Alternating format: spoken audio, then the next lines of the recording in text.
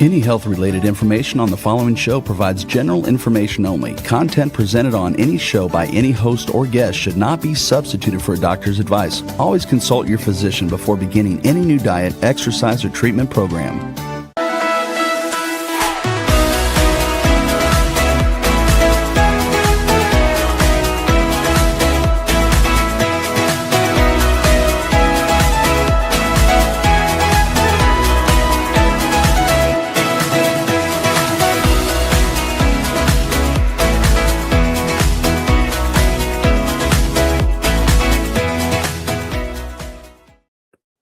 Hello, everyone, and welcome to 5 to Thrive Live. I'm Karolyn Gazella, and I co-host this show with my good friend, Dr. Lise Alschuler. Have you heard of GLP-1 medications for weight loss? I'd be surprised if you haven't, because they seem to be all the rage right now. With me today is a researcher who is looking at these medications from a little different perspective. Dr. Kristin Altwegg is a cancer biologist with the University of North Carolina at Chapel Hill. She is also the recipient of the Marilyn Gentry Fellowship, and she is researching whether GLP-1 weight loss drugs influence obesity-related cancer risk. I think this is going to be a very interesting conversation, but first, I'd like to thank our sponsors, beginning with Cetria, a patented form of glutathione clinically proven to raise blood glutathione levels. Glutathione is the master antioxidant and the body's primary defense against free radicals. It also helps support respiratory health.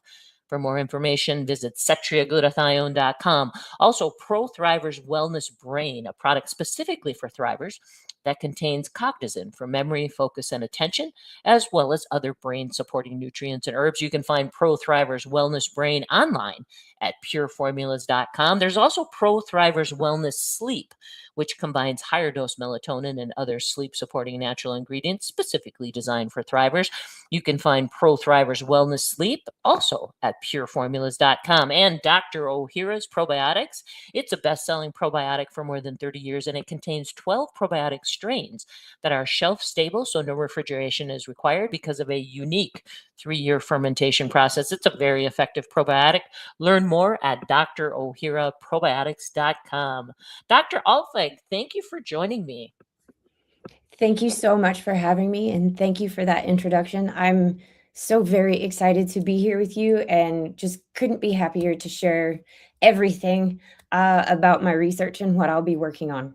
I know it. I've been writing about this topic, and I'm excited to dig in. But first, why don't you go ahead and give us a quick overview of these medications? You know, what are they and how do they work? Yeah, that's a fantastic place to start. So we've all heard of the drugs. They're called GLP-1s, GLP-1 RAs, which is RA is a receptor agonist. You can even call them incretin mimetics. But for those of us that don't speak science, what's an incretin? Well, an incretin is a metabolic hormone that's released by your gut into your bloodstream after eating, and it signals the pancreas to release insulin to help regulate blood sugar levels. So currently, we have two main classes, I call them flavors, of incretin mimetics. The first one is the glucagon-like peptide receptor agonist, so GLP-1RA, for short, just GLP-1s. And these are available as either an injectable or now we have the new oral medication. And these drugs are primarily used to manage type 2 diabetes, but we've noticed they also promote weight loss by mimicking the activity of the body's naturally produced GLP-1 peptide hormone. So if you've heard of these, then the base science, the science word is semaglutide, but they're marketed as Ozempic, Wegovy, and the latest player in the game, which is Rybelsus. That's the pill form. And these are currently approved for glycemic control or in type 2 diabetes, reduction cardiovascular risk, and also chronic weight management. The second flavor is the dual agonist, specifically tirzepatide, and it's marketed as Mounjaro and Zepbound. And I like to call them, as many people do, twin cretins. It's also an injection, but it targets two receptors, the GLP-1 receptor and the glucose-dependent insulotropic peptide receptor, or simply GIP. But by engaging both of them, especially simultaneously, these dual peptides provide enhanced efficacy compared to GLP-1 receptor alone.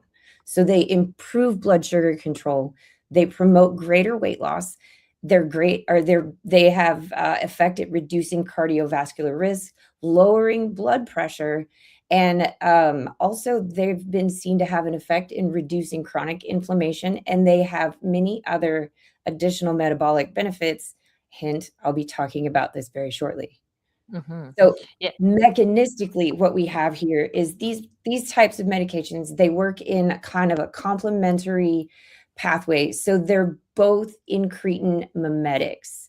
So for glucagon-like peptide 1 receptor activation, it stimulates insulin secretion and it suppresses the release of glucagon. So glucagon, glucose be gone. So we're in effect, we're secreting insulin, and that's helping lower your blood sugar. And we're suppressing the release of glucagon, which is also helping to control your blood sugar. But in addition, we see that it slows gastric emptying and increases satiety, which means you feel fuller longer. On the dual receptor agonist between GLP and GIP, GIP actually acts synergistically or in like hand to hand in partnership with the GLP-1. So you enhance weight loss, regulate appetite, improve insulin secretion, and this is my favorite, it reduces the nausea associated with GLP-1 stimulation.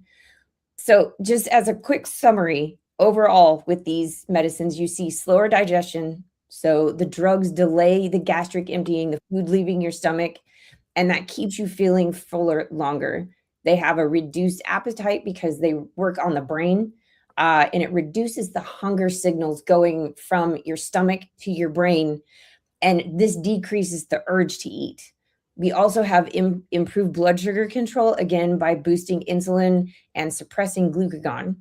And we have the enhanced satiety by mimicking that GLP hormone that signals from your gut to your brain that your body is satiated or full, which again helps reduce hunger signaling.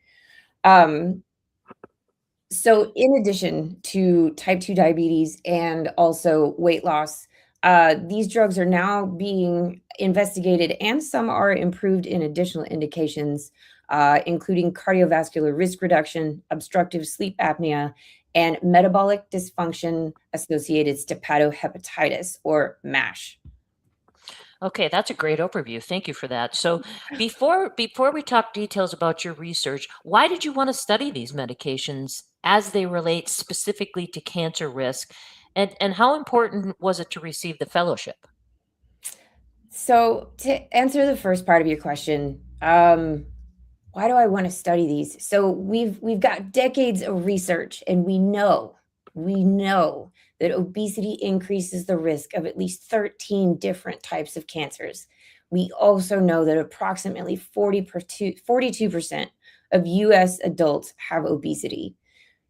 Third, we know clinical trials for GLP-1s, such as the STEP trials for semaglutide and SURMOUNT trials for tirzepatide, show significant weight loss in patients with obesity, often ranging from 15 to over 20% reduction in body weight, specifically along lifestyle changes. So my brain immediately thought the next logical question that we should ask is whether treatment with GLP-1 drugs can directly or indirectly reduce risk of obesity-related cancers. And for the second part of your question, this transition just happened for me a few months ago, and I cannot believe, I had to work really hard to get where I am, but I still feel lucky and blessed to have been selected as the AICR WCRF Marilyn Gentry Fellow. It's an extremely rare mentored 3-year career development award. Yes, that means it's funded.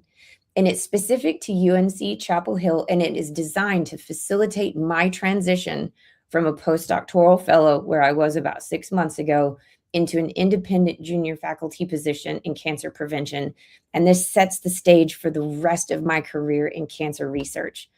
In addition, this fellowship is also an extraordinary opportunity to combine the things that I love in my life: food science, nutritional biochemistry, cancer biology, and translational science, with the current forward approach that I'm taking, which is focused on divining metabolic vulnerabilities in cancer that we can leverage for prevention. Yeah, that's great. Congratulations. So now let's dig into your research a little bit. Tell us what you'll be studying and how long is the project? Okay, so the Marilyn Gentry Fellowship is 3 years, and I go big or go home. So I've written a massive project that should take forever to finish, but I'm going to finish it in 3 years. So to start, we'll do just a tiny bit because it's very complicated, even for me, and I wrote it. So yay me. So we've been kind of studying and using GLP-1s for diabetes since 2005 and for weight loss since around 2014. But we don't have long-term studies about, sustained benefits. But we have been seeing no significant safety concerns, but we do see researchers continuing to monitor the effects on muscle mass, on bone health, and mental well-being as people are on these compounds for longer periods. But at this particular stage, there's so many important questions that remain unanswered. We still don't even fully understand the full biological mechanisms and how these drugs might influence things that I'm interested in, like tumor development and cancer risk. So specifically, I do early stage cancer research, which means I mainly use cell cultures and animal models to do my work. So to get into my research, we'll start with a tiny bit of background. So to kind of get the ball rolling, I study breast cancer and endometrial cancer, and obesity is one of those that has a significant risk associated to it. And among women with severe obesity, we see that bariatric surgery is often the most effective treatment to achieve prolonged weight loss and sustained and improved metabolic balance, which lowers your risk of these cancers. Unfortunately, a lot of times women with obesity are ineligible for bariatric surgery, and calorie restrictions are just flat out hard. Additionally, not everyone is able to get up and go to the gym and lose weight. There are a multitude of factors that can affect a cancer patient in this area. So my thoughts are, let's start with this dual receptor agonist tirzepatide, which is currently the most effective FDA-approved weight loss drug. And as we discussed earlier, tirzepatide achieves that sustained reduction in body weight and fat mass, nearing levels achieved by bariatric surgery without scary surgery. And that raises the possibility for me, can we repurpose this drug? Can we use it as a primary prevention strategy for breast cancer or endometrial cancer with women with obesity? And now here's where it gets fun. So although not generally effective as a weight loss strategy on its own, we've seen that resistance exercise improves systemic and skeletal muscle metabolism. It increases muscle mass and reduces the risk of some cancers. So I want to use tirzepatide in nutrition and include a resistance exercise regimen and see if it has the potential to enhance tirzepatide's metabolic and anti-cancer activity, but while also reducing its effects on lean muscle mass and bone density. So as of right now, I don't know of any other studies that are doing exactly what I'm doing, and that's why I'm so excited about it. And I really want to know, can we use this in a cancer prevention context? And my research aims to answer those important questions of, can we preserve lean muscle mass? Can we preserve bone loss? Can we shrink a tumor? Or even better yet, can we prevent a tumor from starting? So to do this, I'm going to run a dual program, and I'm going to couple my laboratory models with studies in people undergoing medically supervised weight loss. I will monitor immune surveillance, hormonal and metabolic signaling, and look for biomarkers tied to carcinogenesis, which just means the beginnings of cancer or the onset. So on the laboratory side, I will use animal models and multi-omics approaches, and we're going to uncover the mechanisms and the biomarkers which may explain any benefits observed in GLP-1s. So that's a lot. I'm so sorry. No, that's okay. Cause it is, and it is a complex topic, and these, but what I like about your research is this wrinkle of resistance exercise and nutrition. I've not been a fan of the GLP-1s that are used for an individual trying to lose 10 pounds before their wedding. You know what I mean? Absolutely. So let's, we've talked a lot about the benefits. What are some of the side effects or contraindications of these medications? So, opening wide up, as with every single medicine, there are risks associated with their use. And, side effects can vary from person to person because every single one of us, we're genetically different. So with GLP-1s, the most common ones we see always involve the GI system. You can have abdominal pain, nausea, vomiting, diarrhea, the opposite, constipation, and bloating. Other things that patients can experience are like dizziness and headache, or maybe an increased heart rate. Specifically, people who should, be very concerned and should not take GLP-1s are specifically individuals that have like personal or family history of medullary thyroid cancer or multiple endocrine neoplasia syndrome type 2. If you have a history of severe pancreatitis, this is also a no-go situation, or gastrointestinal diseases like gastroparesis, which stomach paresis is like paralysis. So if your stomach doesn't contract properly, or you've already got some GI issues, it would be something that you would definitely need to seek a medical professional and get a professional opinion about. The last one is diabetic retinopathy. That is kind of outside of the scope of what I study, but it definitely is something to be concerned about. Less common things people see when taking GLP-1s, they could experience problems with like your gallbladder and your kidneys. Additionally, pregnancy is not recommended while on a GLP-1, and that is specific to there is limited human safety data. We just don't know. And last, just as my personal caveat, if you are at all interested in these medications at all, even just have questions, please set up an appointment and talk to your primary care physician or trusted health professional and get some information. Don't just find the loopholes, but please go talk to, your primary cares. It's so important that you have all of the information, because as a scientist that studies this, we learn new things all the time. Yeah, I'm glad that you said that, because I'll tell you, when these first came out, it seemed like the wild, wild west out there. Like people were just like, "Oh, I gotta get it. I gotta have it. I've got a big event coming up." And that was one of the Yeah, things that was kind of bothering me, because these are life-saving medications, and they're powerful. And you did a yeah, great job of explaining that, just like any medication, they're not without side effects, and the pros and cons need to be weighed effectively with guidance, right? absolutely. And circling back to the very beginning, there is so much we just do not know. Hmm.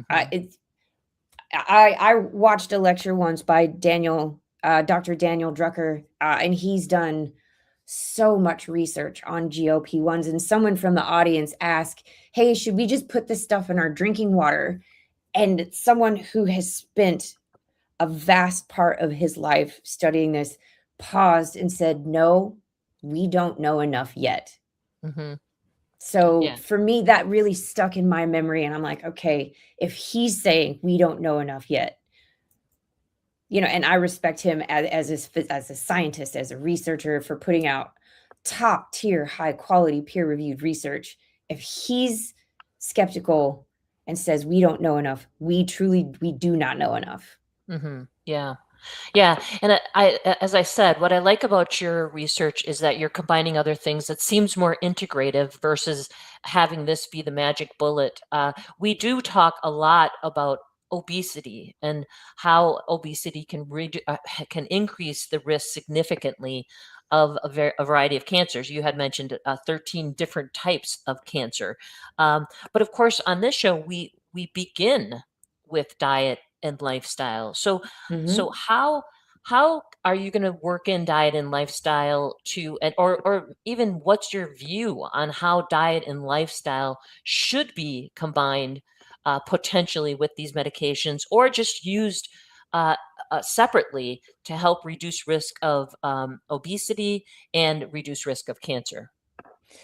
So that's a deeply, deeply personal question for me. I am a fifth generation farmer and rancher. I grew up working with my family in Kansas. I still run it to this day. So for me, the farm to table isn't a slogan. It's where my food came from. I grew up with my dad telling me when to plant certain crops, how to look at them and know when they're ready to harvest. My grandma teaching me how to make homemade meals, handmade pasta from scratch, and learning how to use what we had in our backyard garden to feed our family. And then we always had the gently repeated guidance. Sometimes it was gently, sometimes grandma was not so gentle about it. She always said, eat a wide variety of colorful fruits and vegetables, eat what is seasonal. And it even echoes in my mind now when I go to the grocery store, because I believe with my whole body, my whole soul, that what we eat, when we eat it and how we prepare it are directly connected to our overall body health. I also truly believe that exercise is directly connected to our overall health. We need strong, healthy bones and muscles at almost every stage of our life. And that's part of where the AICR, their website, it tells you, even though awareness is relatively limited on the link between excess weight and cancer risk, the fact remains that aside from smoking, staying at a healthy weight throughout your life is the single most important thing that you can do to protect yourself from cancer. And AICR is this amazing resource because it gathers data throughout the Global Cancer Update Program, and it's got decades and decades of comprehensive, systematic review of global research on diet, weight, and physical activity related to cancer risk. And another thing that I love about this, their site includes thousands of peer-reviewed studies, including randomized clinical control styles and cohort studies. And it's also a fantastic resource. Did you know you could get a list of AICR's cancer fighting food and meal ideas with recipes? And that also includes the AICR's new American Plate, which is the tool that kind of helps you manage your weight and what you're eating. And it suggests that you use at least 2/3 of your plate should include fruits and vegetables, whole grains, or beans, while only 1/3 or less should be actually animal protein. So to kind of close that circle on your question, yes, GLP-1s are the newest tool, probably the coolest tool, at least to me, on the scene. But that doesn't mean that exercise and nutrition lose importance. My research questions will help support the hypothesis that nutrition and exercise can enhance the effectiveness of these medications and perhaps prevent or lessen some of their side effects. And in the next 6 to 8 months, I might be able to start showing you and answering the question if tirzepatide alongside of nutrition and exercise can reduce tumor growth in animal models of breast and ovarian cancers. I love it. I mean, that's really what we believe on this show, food and exercise first. And AICR, they were the champions when it came out that being sedentary was the new smoking when it came to cancer risk. They did such a wonderful job with that research. And I want to just let our listeners know that the websites to go to, the American Institute for Cancer Research is AICR.org. And then the World Cancer Research Fund International, another great resource, is WCRF.org. So that's AICR.org. and WCRF.org.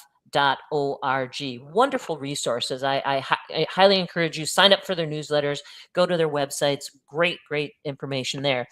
Okay, Dr. Altwegg, we only have a few minutes left. What would you like to see happen with these medications in the future? Okay. So it's such a complicated question. I wish I could be a genie and blink my eyes and research, but science is now a team sport. So we collaborate and we learn. But three things that I would like to see moving forward, where research really maybe isn't being done, is how do we tailor an off-ramp? What does it look like to come off of a GLP-1 so that the weight isn't regained after discontinuing use? Great point, by the way. Yeah. Great point. Yeah. How do we get off this ride? Mhm. The second question I'm really interested in is how do we identify the characteristics of the people who respond versus people who don't respond to these really expensive drugs, because they don't work on everybody. And the last one that I'm interested in is how do we carefully regulate who gets access to these medications so they don't end up being taken by people who don't need them or shouldn't be on them. And that's hopefully where my research steps in to help move the future of the field forward by uncovering the importance and the interconnectedness of the GLP-1 nutrition exercise axis. I will uncover the answers to the question if GLP-1 nutrition and exercise can prevent lean muscle mass loss or maybe prevent bone density loss. And how does this type of multi-pronged approach to treatment, combining, medical management with nutrition and exercise, what kind of effect does it have on tumor development or tumor size in models of obesity-related cancers? Man, I sure hope you get your way when it comes to the future, because those would be my three: the off-ramp, responders versus non-responders, and regulating access. Great points. Well, Dr. Altwegg, this has been so interesting. Let's circle back with each other and keep in touch about this subject, because I feel it's fascinating. Good luck with your Yes. research, and it's been wonderful having you on the show. Thank you so much. I've truly enjoyed this experiment. Hey, I'm a scientist. Sorry. Yeah, that's right.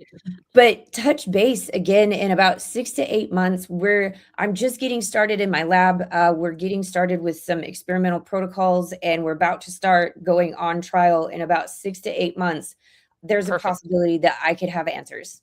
Great. Well, that sounds good. I'll circle back for sure. Thank you so much. Good luck with everything. And once again, I'd like to thank our sponsors: ProThrivers Wellness Sleep Formula, ProThrivers Wellness Brain Formula, Cetria Glutathione, the superior glutathione to support liver and immune health, and Dr. O'Hara's award-winning shelf-stable probiotic. Thanks for listening. And remember, you can find past shows at ithriveplan.com or any major podcast outlet. Just search for 5 to Thrive Live. This has been a great show. May you experience joy, laughter, and love. It's time to thrive, everyone. Have a great night.